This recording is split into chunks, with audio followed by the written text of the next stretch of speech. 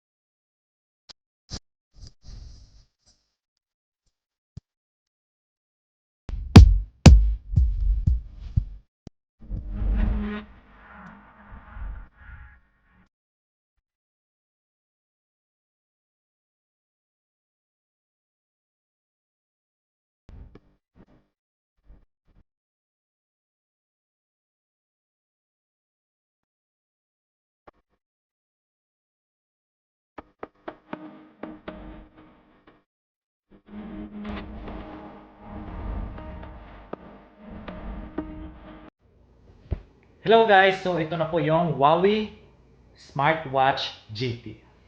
So sobra po siyang napakaganda. See? The box is very elegant. Sobrang ganda po siya. So bubuksan na po natin.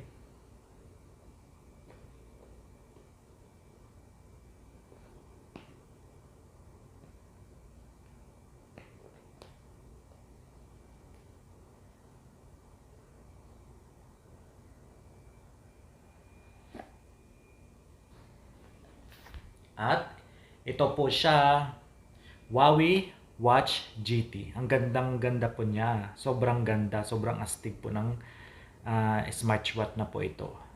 From Huawei.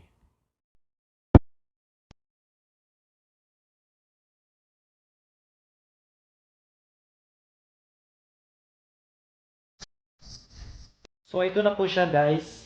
So ito pong Huawei Watch GT. So yung band niya is made from high quality band which is matibay talaga siya na mag long last for many times. Tapos durable, tapos napakaganda at napakaastig. Tapos yung glass niya super ganda, tapos may ito siyang parang dialing, parang ano bang tawag nito. Tapos ito siya sobrang napakaganda. Tapos after na-unbox ko na, before mo pala siya i-open, lalabas mo na yung parang code niya. So kailangan mo munang i-connect ito sa iyong smartphone, any smartphone. Tapos download ka ng Huawei Health doon sa Play Store. After mo ma-download yung Huawei Health, i-connect mo siya via Bluetooth. So ito automatic na po ito na nag-on yung Bluetooth niya. Tapos i-on mo yung Bluetooth ng yung smartphone. Tapos punta ka sa Huawei Health application. Tapos nandun lahat ang settings.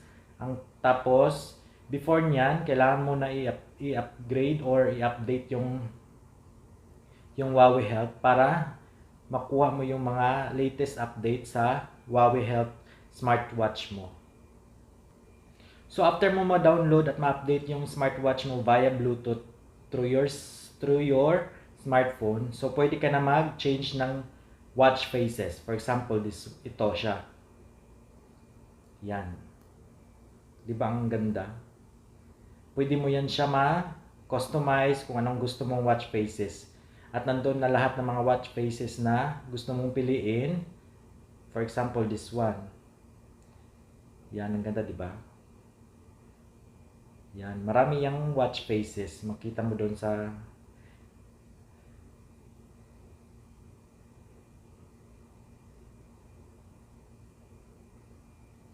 ito yung watch faces niya. Kung gusto mong palitan yung watch faces niya, long press mo lang siya.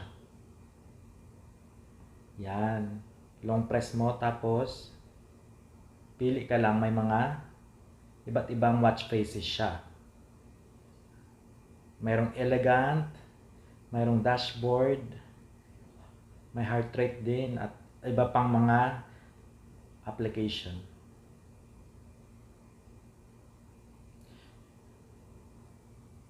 Itong smartwatch din guys, ito is usually ginagamit sa mga taong nag-i-ehersisyo palagi kasi may measurement din ito sa, for example, this one. I-measure niya yung heart monitoring mo or rate monitoring in Huawei Health. Kailangan mo lang siya i-activate doon sa smartwatch, doon sa smartphone mo.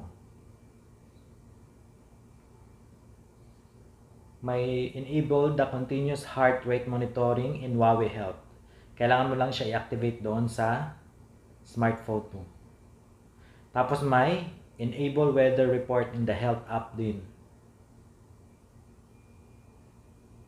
Tapos may steps din siya. Ika-count yung steps mo every day. For example, kung maglalakad ka, automatic yun mag-counting steps. Tapos yun. Ito lang, sobrang ganda talaga at sobrang astig niya. Lalo sa mga taong mahilig mag-exercise dito, sobrang tawag nito, sobrang helpful ito. Beside niyan, yung band niya, pwede mo siya ma-customize. Pwede kang bumili ng mga bagong band or pwede mo siya mapalitan yung mga strap. Any kind of strap or any color of strap. Kasi ito, dito mo lang siya, igaganon mo lang siya. Tapos pwede na siya matanggal. For example, gusto mo ng ibang kulay, red, blue, black, yellow, pwede mo siya mapalitan. At itong apat na ito, ito yung nagme-measure sa iyong health monitoring, sa iyong heart, tapos habang nag-exercise ka, ito yung nagme-measure. Tapos itong dalawang silver na to, ito at ito yung charging niya. Dito mo ilalagay yung charger mo. Bali magnetic thimble charging. Tapos nandito yung mga accessories niya. Buksan natin.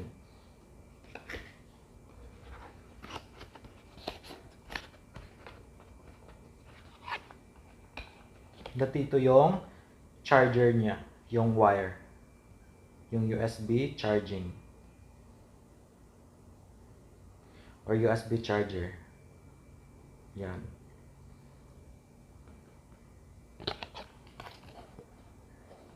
Tapos ito din yung magnetic na charger niya. Yan, magnetic na siya. Ganun lang.